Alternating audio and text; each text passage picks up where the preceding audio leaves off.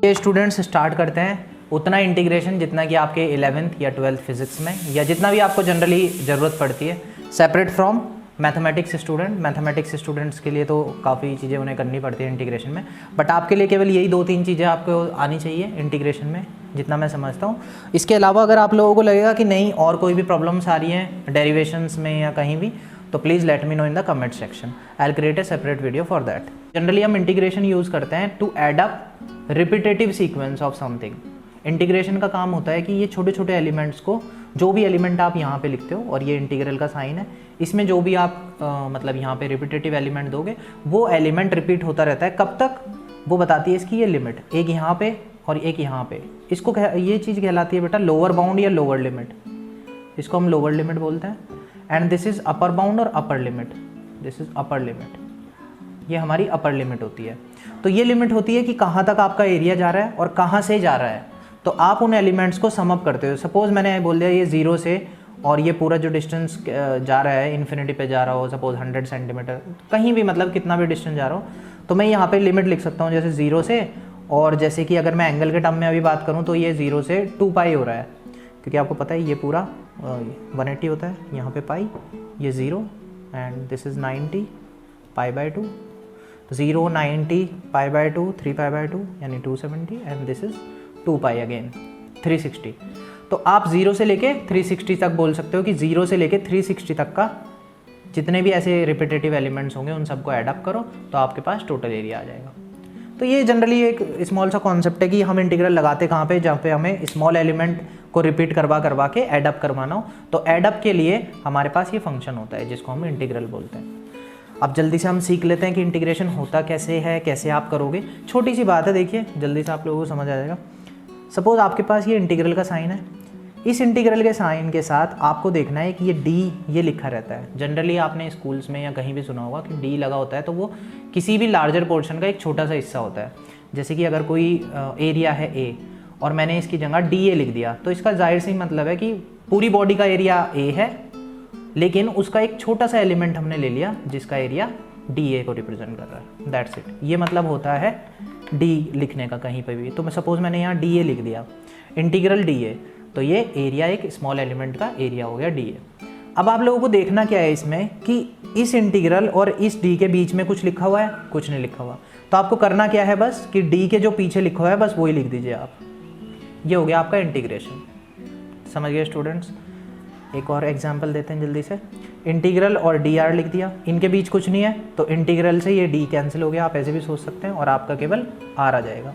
इसी को हम वेरिएबल बोलते हैं। सेकेंड चीज़ है बेटा, कोई भी चीज़ अगर कांस्टेंट है, माना 2x dx इस टाइप का कुछ है, तो आपको पता है 2 तो एक कांस्टेंट है। कांस्टेंट मतलब इनकी फिक्स वैल्यू है, जैसे 2 तो 2 होता है ना, आप 2 को कुछ और तो बोल नहीं सकते, लेकिन x एक वेरिएबल है। इस बात का आपको कैसे पता लगा? क्योंकि इसकी वैल्यू आप कुछ भी रख सकते हो। तो जैसे d के पीछे आप देखोगे तो d के पीछे x है, यानी कि आपको इसे बाहर नहीं ले जाना डायरेक्ट, लेकिन इसके अलावा जो भी कांस्टेंट होता है उसे आप बाहर लिख लीजिए। तो आपने 2 को बाहर लिख लिया, तो आपका क्या बचेगा? x dx। अब यहाँ पर मैंने कहा था इन दोनों के बीच में कुछ नहीं होना चाहिए, लेकिन अब तो कुछ आ गया। तो जब कुछ आता है तो रूल थोड़ा सा चेंज हो जाता है। सेकंड रूल देखेंगे क्या हो जाता है कि इंटीग्रल कभी भी बीच में अगर कोई भी है और उसके पीछे x है, जैसे ये हमारा वेरिएबल हो गया और यहाँ पे भी वेरिएबल है, तो इसका आंसर क्या आता है? इसका आंसर आता है स्टूडेंट्स, जो भी आपका वेरिएबल है उसकी पावर में आप 1 प्लस करा दो। सपोज़ यहाँ पे इसकी पावर n है, हमारे केस में तो 1 है, और सपोज़ n है पावर, तो आपको n+1 अपॉन n+1 करा देना है। इतना सा काम करना है। तो जैसे अभी हम ऊपर कर रहे थे, तो उसका आंसर क्या बन जाएगा स्टूडेंट्स? 2, और इंटीग्रल x की पावर कितनी है? यहाँ पे तो n था तो +1, यहाँ पे पावर कितनी है? 1, तो 1+1 यानी x की पावर 1+1 अपॉन 1+1 यानी 2। तो 2 से 2 कटा, x की पावर 2 इज़ द आंसर।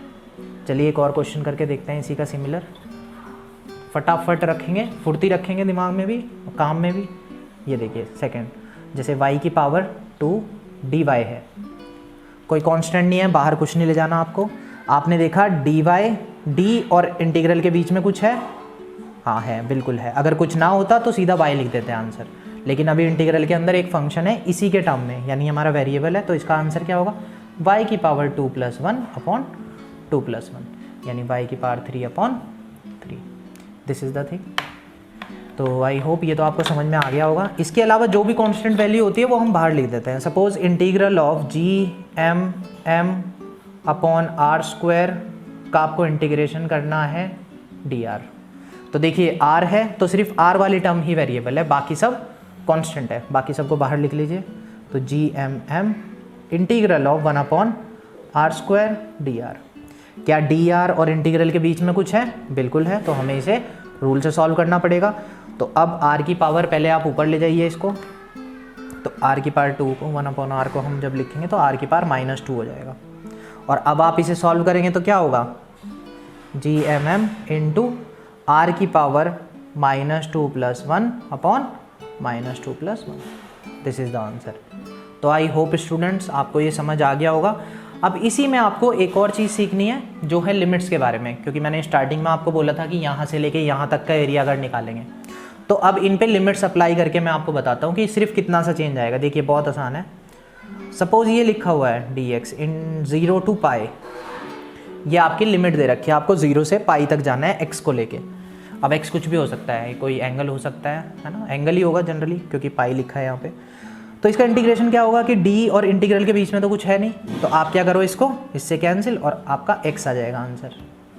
अब आपको बस एक काम करना है कि आपको ये स्क्वायर ब्रैकेट में यहाँ पे लिमिट्स लिख देनी है 0 से पाई। क्या काम करना है हम लोगों को? आंसर निकालना है और बस लिमिट्स रखनी है 0 से पाई। आंसर निकाला और 0 से पाई लिमिट रख दी। अब लिमिट रख के हमें करना क्या होता है, इसका फॉर्मूला आप याद रख लेंगे generally, upper limit minus lower limit. आपको एक बार अपर लिमिट रखनी है माइनस लोअर लिमिट। तो अपर लिमिट एक्स की जगह क्या रखोगे? पाई। पाई रख दिया तो एक्स है तो एक्स पाई आ गया, माइनस 0 की जगह एक्स की जगह 0 रखोगे तो 0। आंसर क्या है? Pi. This is your final answer. ऐसे निकलता है। एक और करेंगे हम लोग जल्दी से। जैसे integral of x square D x 0 से 7, सपोज हमारी लिमिट है 0 से 7, तो d और इंटीग्रल के बीच में कुछ है? बिल्कुल है, उसकी पावर +1 अपॉन +1 ये ले लेंगे। और मैंने क्या कहा था, जो x वाला पार्ट है x के अंदर आप, या x के अंदर क्या लोगे आप? लिमिट 0 से 7। अब आप क्या करोगे, एक बार इसमें 7 पुट करोगे, 2 + 1 यानी 3 आ जाएगा होल में। एक बार 7 पुट करोगे x की जगह तो 7 की पावर 3, माइनस 0 पुट करोगे 0 की पावर 2 + 1 तो 0 ही आ जाएगा, यानी 7 की power 3/3। This is your integral. तो इस तरीके से आपको बस क्या करना है, फिर x की जगह इंटीग्रेशन पुट कर देना है। तो आपके पास बेटा इतना ही है। आई होप आप सबको ये अच्छे से समझ में आ गया होगा।